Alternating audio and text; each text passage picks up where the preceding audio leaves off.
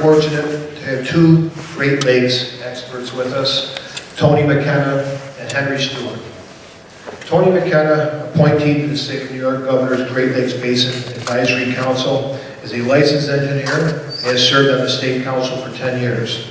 He works directly with the Governor, State Legislature, advising them on lake issues and concerns. He co-authored the Minority Report, which warned the IJC of future consequences of their water management plan. Tony is an avid boater, has lived on the shoreline for over 40 years, and is known for his expertise on all issues concerning the Great Lakes. Henry Stewart has been a lifelong advocate for Lake Ontario. He is the president of the Lake Ontario South Shore Council, also known as LOSS, director of the Lake Ontario Riparian Alliance, or as many of you know it as LORA, and a practicing attorney for over 38 years.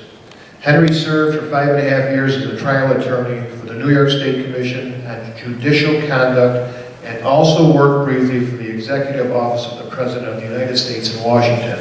He has served as a member of the IJC's Public Interest Advisory Group from 2000 to the end of the study. He is an avid boater and has owned property on the South Shore for over 25 years. Please welcome the first speaker, Tony McKenna.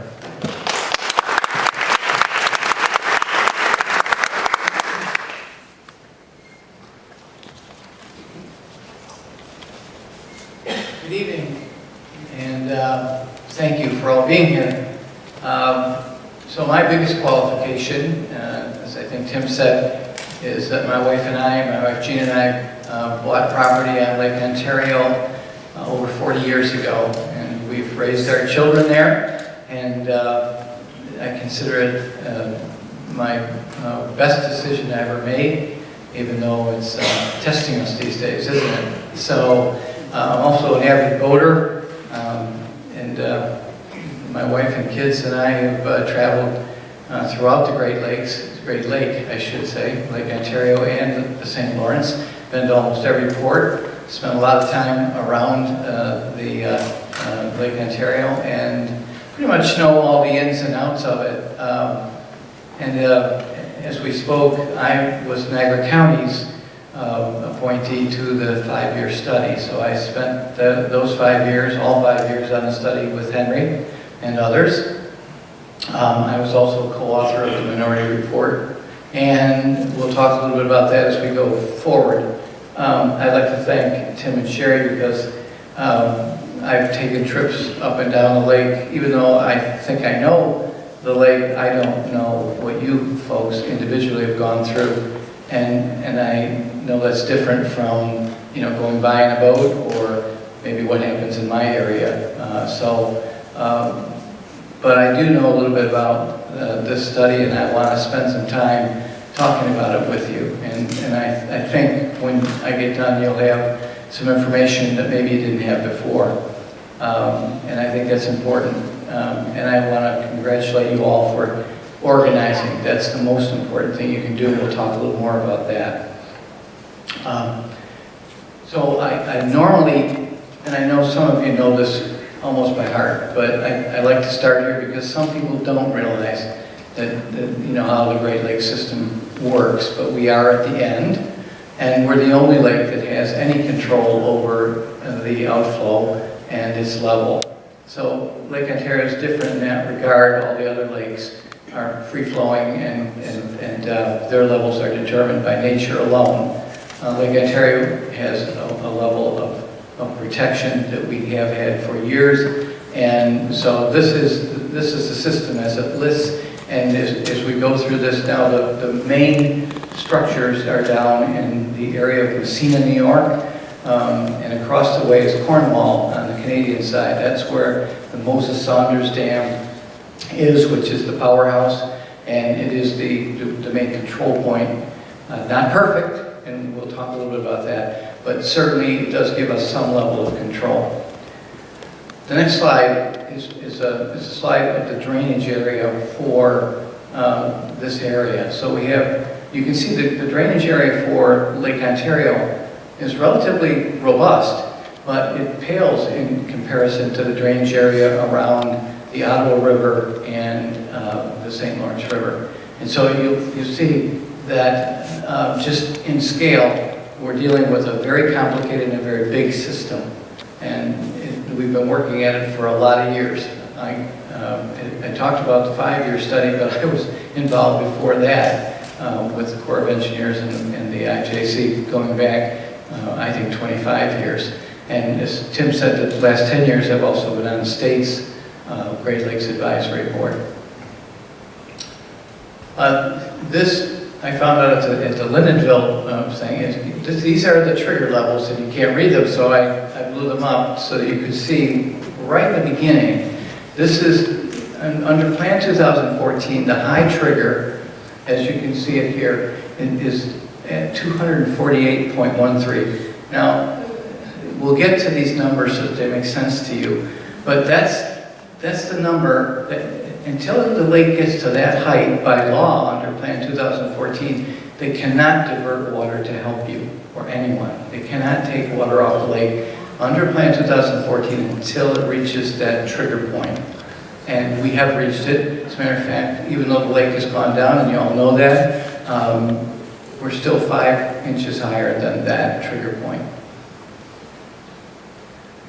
That trigger point, 248, I told you I'd make sense of some of these numbers. That's the same, pretty much the same level as this photo. And this is Sodas Bay, the village. And then you can see it seems to be underwater. So why they picked this level, I don't know. But you can see that if that's the level they want to get to, higher highs and lower lows, we'll talk about the lower lows later, but it's going to cause damage. And it's going to cause serious damage. It already has caused damage. And this level, I cannot find anyone who now will take credit for it. So I don't know where it came from, and I don't know who said it, and I don't know why they said it there, and we'll talk a little bit more about how that happened too. This is the same area, this is the entrance to Sodas Bay in 1930s when they had low water. Now, this is about a foot below the low trigger, but still, we're a foot above the high trigger, so what's to say we wouldn't be a foot below the low as well when we have an agency that wants higher highs and lower lows. So you can see we're going to battle this in both ways, and I know what the tendency is well, lake level's gone down, let's forget about it. Please don't forget about it. This is the plan. Oh, this I love. This is the tennis ball. Now you've all seen this, I'm sure, that all they did with Plan 2014 is raise the level of the lake by 2.5 inches. And we'll debunk that as we go. I do have a background in engineering, and I know what models are, and I know what averages are. And they don't tell the whole story. This is my hometown. This is a mile from my house. Now, these are the east and west federal piers in Alcott. You can see them, right? I can't find them. And so, you know, when we told the IJC that this was going to be a problem, I said, well, you know, our models say that it won't be. Well, again, models don't tell the whole story, and I tried to let them know, and so did several of us. So this is what it looked like.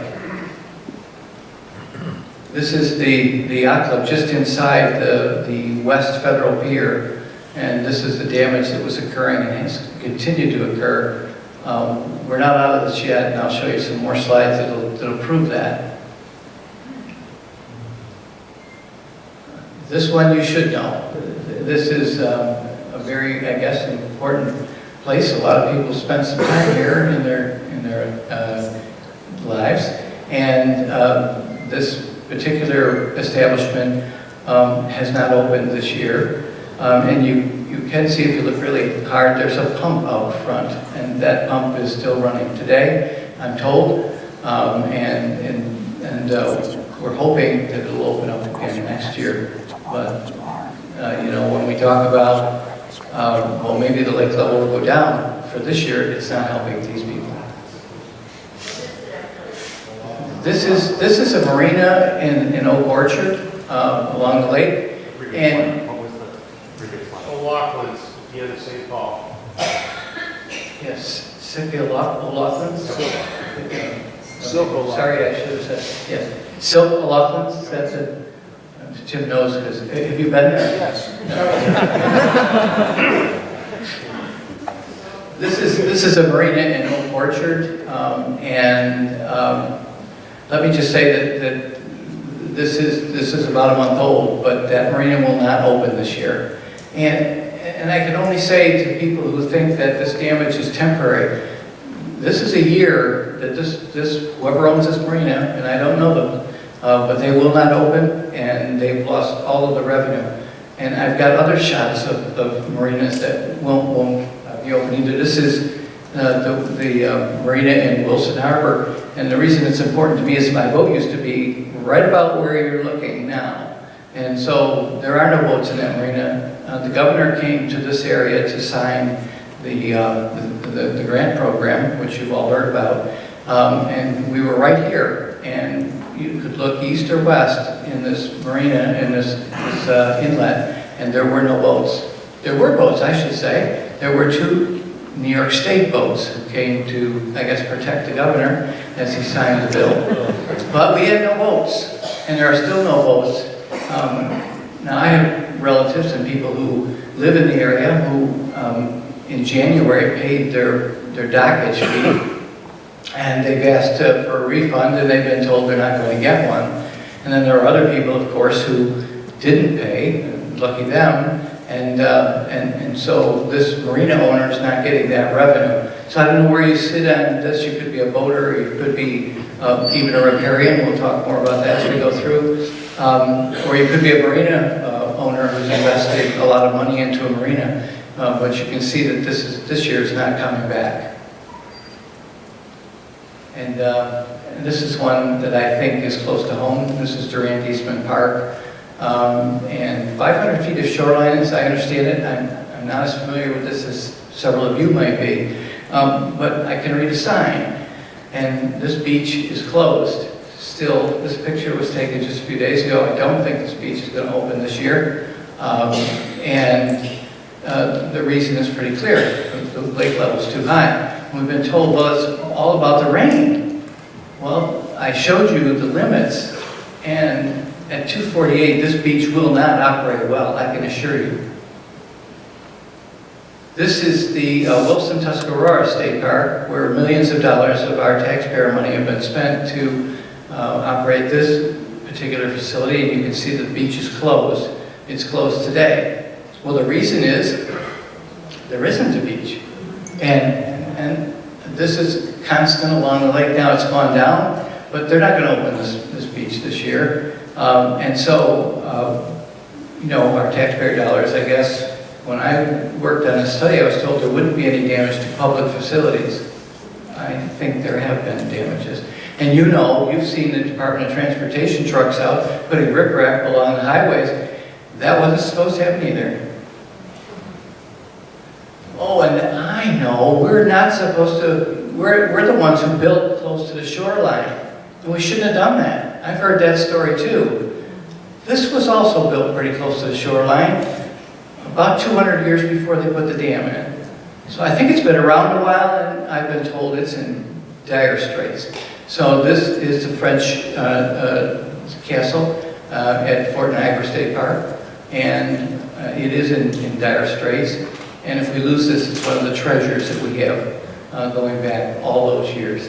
So when I hear that us homeowners shouldn't have built next to the lake, and I'll tell you, my property predates the dam as well, and my wife's property from her family goes back another 20, 25 years.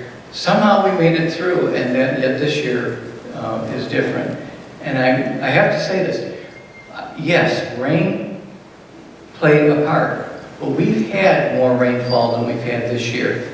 Yes. And somehow we were able to live with it, but not this year. And why? Well, I showed you the slide that said there's no diversion going to happen until 248, which is already above flood stage on Edgemere Drive. It's already above flood stage in Soda's Point. And then when they went to do it, because they hit the trigger, guess what? They couldn't. And they couldn't because the Ottawa River was raging and Montreal was flooded out. I I feel sorry for those poor people as well. But wouldn't you think that they would have known that their high trigger that happens at the end of May and 1st of June might be about the same time that the Ottawa River might be cresting? I think so. And they were told that. That's the part you should know. And we'll talk here about that.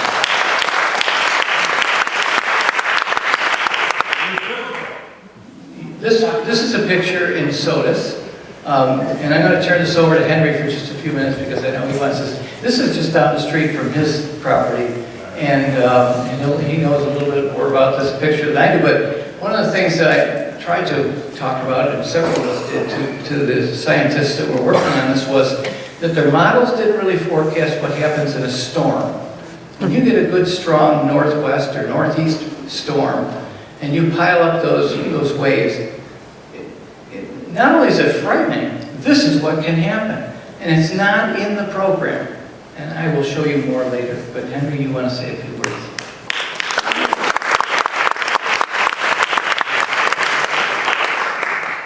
Hello, folks. I'm not going to interrupt Tony, but for a second here and turn it right back to him. But he's kind to have me speak as to this slide because I own property, 65 feet of frontage on Lake Ontario, and about 135 feet to the south of that, 65 feet of frontage, waterfront frontage on Sodas Bay. It's a peninsula of land, very vital to the integrity of Sodas Bay. It needs to be protected, and it exists there, separating the lake from the bay. I've owned property there since 1991.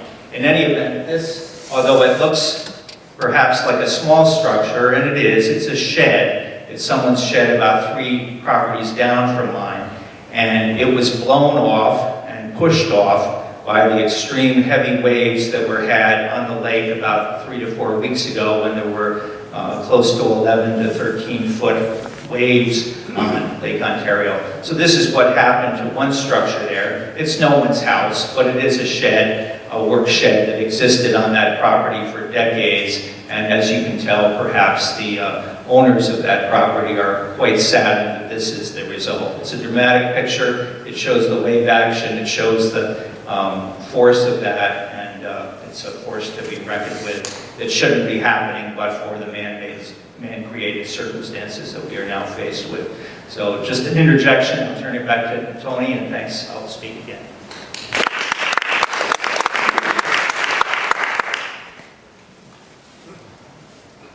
This is a piece of property that's owned by my niece, and the reason it's here and it's important is because you can see how much property has been lost, and this is private property, and I have been told that, you know, we shouldn't live on the lake, but we were guaranteed some protection when the old plan went through, and we'll talk a little bit more about that, but I just want to emphasize that this is not the state's property.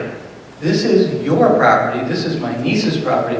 I tried to get a permit in 2009, and I have gotten permits before, so it's not like I'm a novice at this. And I was told that they would not give it to us because she had 100 feet between, or 100 yards, I should say, between her home and that shoreline. And so, you know, she could wait. Well, no, it's not for the state to tell her that, or the federal government. That's her property. She has a deed to it. She owns it. And so she was not able to get it. What we did get was some interesting comments. One was that we shouldn't put grass clippings over the lake. You know, I've got that. I can prove it. I have the email that shows that that's the kind of advice we were given, but no permit. So now she's scrambling. She's trying to get some way to protect her property. As you know, the good news is now you can at least get a permit. So if you don't have a permit, please apply for one and get one as soon as possible. This is the Davis home, and I think Mary and Margaret are here today. They're here in the back. And this property is in Hamlin. I visited the property with them and was shocked, as you will, just looking at it, but if you see it in person, it's even more shocking. And this didn't happen like the models say, over a series of, months and years. This happened in a matter of weeks. When you hit a storm and you have that high water, and I know I'm talking to a lot of people who know all about this, but my heart goes out to these people who are trying to deal with this, and it's not over. And I was talking to them today, and this last weekend the waves were up pretty high, and there was no getting down there to fix this. This is Pat Cummings' house in the Lindenville area. It's been there for 40 or 50 years, and so the property's in distress, and it's been flooded, and hopefully she'll get some help with that. What you don't see is just beyond the house is the road that she used to drive up to her house with, and that's been washed out. Since it's a private road, it's her property, and we'll go back to that again, but she's getting no help for that, and she doesn't know how she's going to reestablish that entry point. This one really shocked me. This is the yacht club, and when I first went out there with the folks from United Shoreline, I thought, well, the lead pool's going to go down. Surely they'll be able to use this area, but you can see from this photo, this is where their boats usually go, and this was only a couple weeks ago, and so there's no boats in, there's no boats using those slips, and what happens at the Broadport Yacht Club is that, like a lot of places, they have a crane that comes in once a year to put the boats in, and once a year to take the boats out. So if you miss that window, this is what you get. That's a lot of boats not in the water, and those people are hopping mad about it, and I can't imagine how the yacht club is going to survive. Points regarding Plan 2014, and I think Henry's going to join me on this as well. But I'll just say this, Plan 2014 was not part of a 5-year study. That's not known by a lot of people. That was not one of the study alternatives that we came up with. We had Plan A and Plan B plus and Plan D. There was no Plan 2014. And that came out much later. The study ended in 2006. So you can tell what happened at this point in time was the IJC appointed a group of people. I can give you those names, but they're all the leaders. You're not going to find out who actually made the decisions or came up with the plan. You're going to find the people who went along with it and signed on to it. But this plan came out after this group went underground, and I don't say that flippantly. No one knows who advised them, but I can tell you there were no riparians on this plan, and there were no voters that worked with them on this plan. So somehow they came out with this plan in 2014, and it was implemented after the election. That's something that I call, and everybody else calls, a lame duck session. In other words, those people's terms were up, at least the United States side, and they voted for this and put it through. This is Plan 2014, and Henry, do you want to say a few words? Because I will talk a little more about how it violated 3 tenets of the study. Yes, so as was indicated by Tony, it was a completely behind closed doors meeting group that came up with 2014, and this was after years and years of from 2000 on through 2005, and then beyond the original plan for the study, which was to end at that year, on to 2006 and 7 as we stayed on board working with the study, believing that there was transparency and that the public really had critically been involved in it, to find that instead the ultimate plan comes from closed-door sessions of a working group that we had no affiliation with and no input to is very disturbing. And what you see is that Plan 2014, which we now have, has violated the principles that the study was said to be based upon. Here we have damages that are only to the south shore of Lake Ontario, the New York State side. In fact, the Canadian side, we understand, within those closed-door sessions was promised, it was agreed to, that the Canadian shore would not suffer damages as we were to. We don't understand how the New York State representatives, largely from the DEC, could have agreed to that, really sold out our collective interests in that regard. Plan 2014 is based economically on outdated and incorrect assumptions and data.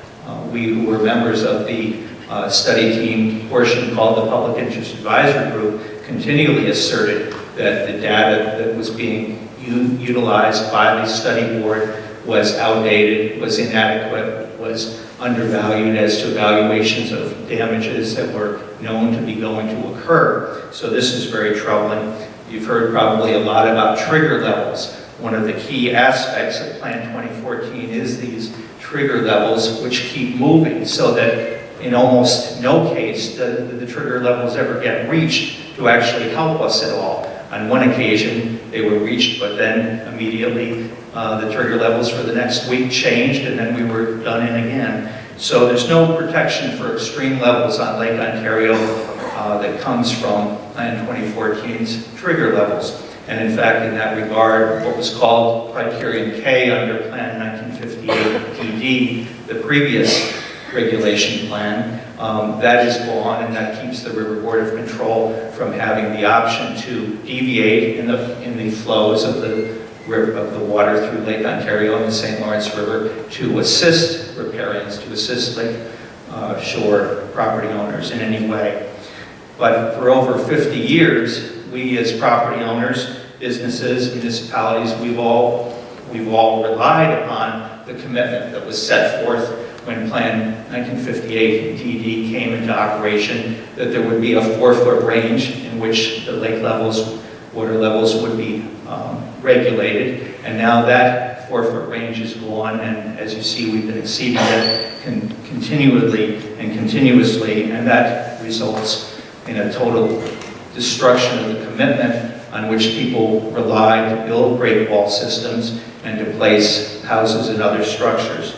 So we believe the government should be honoring their commitment to us as lakeshore property owners, but certainly they have failed in that regard. Shall I go on to,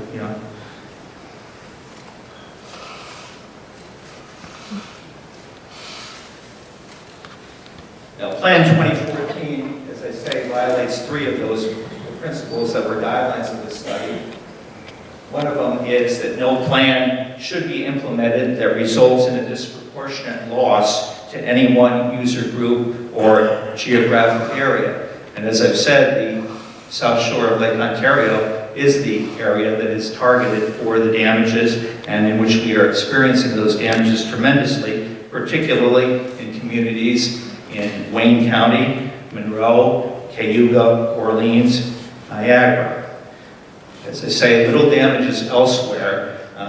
We're finding that many Canadians don't even know of the existence of Plan 2014, and apparently it's because they, frankly, are not experiencing anywhere near the damage, if at all, that we are experiencing. So another principle that's been violated is that no plan was to be adopted, the study said, which would result in damages without appropriate mitigation and compensation to be in place prior to implementation. No mitigation or compensation has been proposed, planned, or adopted with the implementation of Plan 2014. We've talked a little bit about transparency. The plan development was to be transparent with broad stakeholder interest and public input. But Plan 2014, as we say, has been developed by a secret working group meeting behind closed doors with access and input only from environmental advocates. And as Tony said, no involvement on the part of riparians, lakeshore property dwellers, business owners, property owners, recreational boaters. None of us or our interests were included.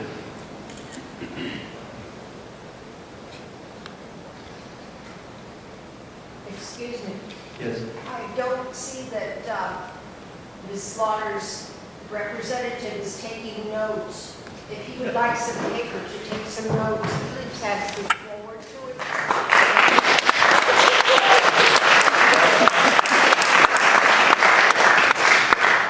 I'll send you a copy of the PowerPoint. Sounds good. Yeah, I'll send it to you. One of the things that I referred to was the absence any longer of criterion K. That was frankly what you might call a safe harbor to us under Plan 1958 DD, which is Plan 1958 D with deviations, which actually didn't go into place in 1958, but went into place sometime around the very early 1960s. But one of the many criteria of that, and you see criteria up here, they're hard to read, but I'll switch to this one, which is criterion K, and that sets forth when supplies exceed those of the past, regulated outflow shall provide all possible relief to riparians upstream and downstream, and when supplies are less than those of the past, regulated outflows shall provide all possible relief to navigation and power interests. Now we know probably somewhat parochially and against our interests that shipping, commercial navigation, and hydropower get plenty of assistance through the plan as it exists now, and undoubtedly through the 50 or more years of Plan 1958 DD.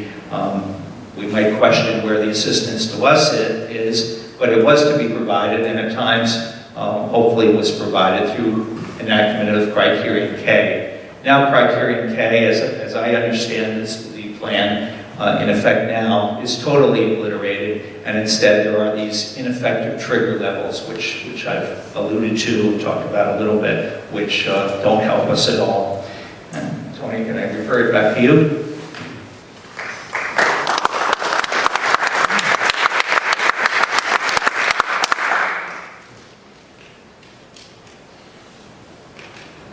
We're back to the tennis ball. I wanted to make sure you didn't leave here without knowing what a tennis ball looks like.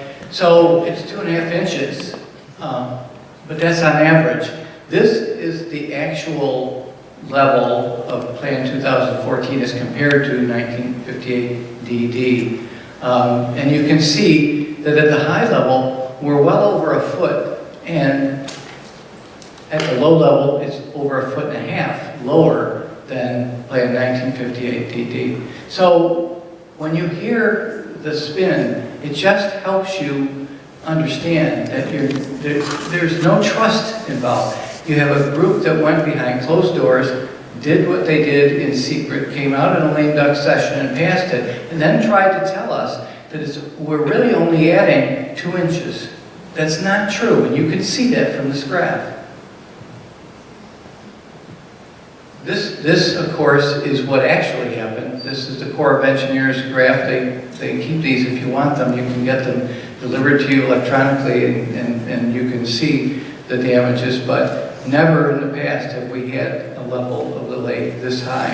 And we're talking over 100 years. So this is an area, as we said, where the IJC, in my opinion, got caught. Yes, we had a lot of rain. Yes, we got to the trigger level, but when we got to that trigger level, they couldn't do anything. And so they piled on another foot, and a foot, as you know, is just devastating. And that does not include the 6 to 10 foot waves that can come with a northwest or a northeast storm. This is Edgemere Drive, and this is not my slide, it's Dan Barletta's actually, but I love it because it says, you know, it's 1973.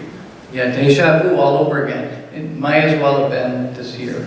And they're the same level. And so, you know, one of the things that we warned the IJC about was that there would be terrible environmental damages done if the sewage treatment plants that line this lake were breached. And we know that they're working around this one by diverting sewage into Long Pond, I believe. And up my way, they were doing the same thing, trying to, you know, avert a catastrophe with raw sewage going into the lake. And this is Wilson Harbor at the low end. And you can see that's not good either. I mean, you know, if we one of the things we tried to get the IJC to think about was maybe piloting this plan. If you're going to do something, do it like after the boats are out, and try this out. We're told by the scientists that most of the benefits from these high and low levels comes at the low level. So why not try it at the low level, see if the environmental science works, and go from there. They had the votes, and they weren't listening. So Henry will get back up, and we'll talk a little bit about this. These are the projected levels, and I know you're all wondering about that, but normal is the lower one. So you can see that we talked about 248. This is the long-term average, 100 years plus, is 244. We're 5 inches over the high-level trigger for this area. So if we continue to have wet weather, you can see the levels are going to stay way too high, and then we're probably going to have to deal with it again next year. The only way this works is if we have a total drought, and we will be able to get back down to the long-term average. I don't know if you've noticed, but it doesn't look like we're getting a drought. And so I think we're in danger. Next year, more high water. And I guarantee you at some point in time we'll get the low as well. And that's not going to be fun either.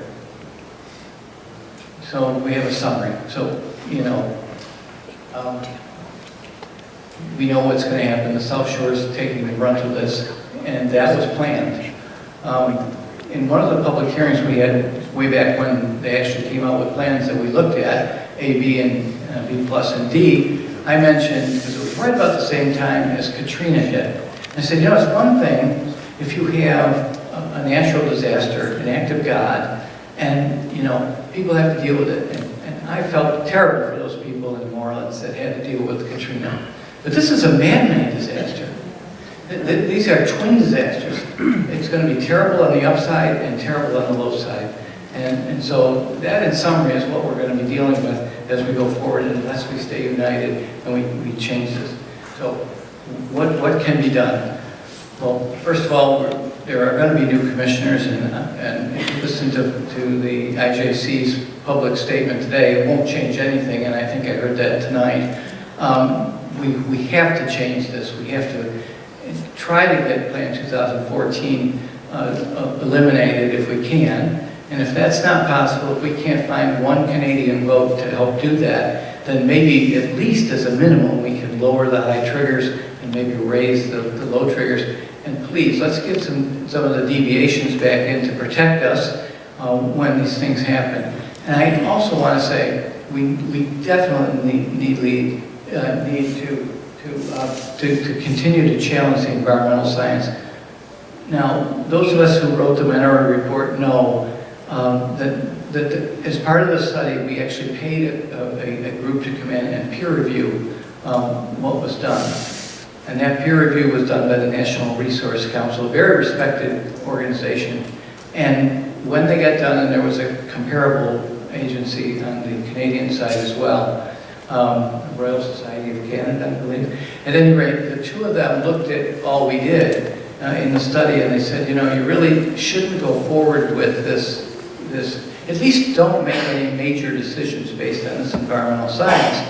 Now, my firm, and I worked in a firm that had peer reviews done, we actually encouraged them. And whenever you have a peer review and it doesn't go your way, the only thing you can do, and you should do, is you need to go back and correct the things that need to be corrected until the peer reviewer says, okay, I agree with you now. I can now line up with you and say that I agree with your environmental science in this case. I don't believe that's ever been done. If it has been done, I'm waiting for the letter from the National Resource Council saying they are in total agreement with this environmental science. Until I see that, I'm going to say, it looks like their peer review stands and that this environmental science needs to be changed. So, Henry, you need to tell, I think there's a couple more things you want to talk about, maybe some things we could do. Sure, thank you.